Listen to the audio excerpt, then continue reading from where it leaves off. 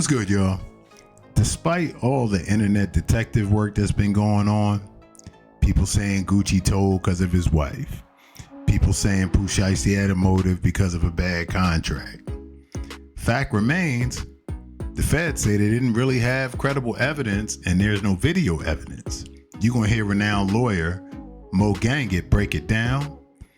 Let me know what y'all think after this. Thanks for tuning in. Pooh Sheisty update. I'm going to play the clip. The clip puts to bed any idea that Pooh is cooked. You're going to hear Big 30's lawyer talking about Gucci's plans on testifying. For good measure, the reporter from a respected news outlet out in Texas saying the FBI hasn't exactly heard from Gucci. Check this out. Interesting thing that we've seen in the last couple of days is that Gucci Mane has come out publicly and said that he's not cooperating with the government.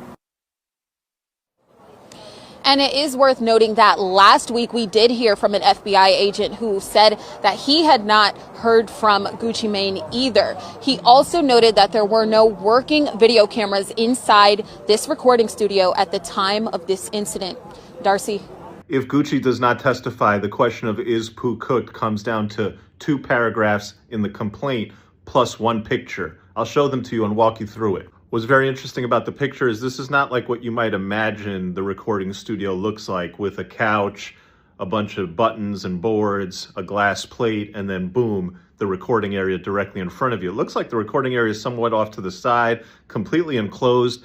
It is not at all clear that anybody in the control room could actually see into the studio. And it's definitely clear that there could be people in parts of the control room who would not be able to see into the recording area at all. What does that mean? Well, we know these security guards were outside in the hallway.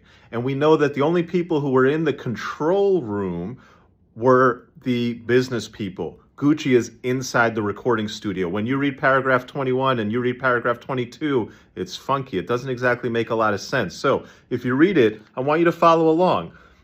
They say Big 30 barricades the door to the studio. They say that the security guards try to barge in, and when the security guards barge in, they get a peek and they see that they're outnumbered by the armed target suspects. It does not say that they are outnumbered by an armed Pooh Sheisty. Instead, they lump Pooh Sheisty in with the whole group of target suspects, suggesting that the security guards only saw other people, not Pooh with the gun. Later, where it's alleged that Pooh has the gun, he's allegedly holding it to the back of the head of one of the business people. And so, if there's anybody here other than Gucci who seems like they could put Pooh away, it's going to be one of the business guys. And so that's going to be ultimately, that guy's testimony seems to tell you where this entire case is headed.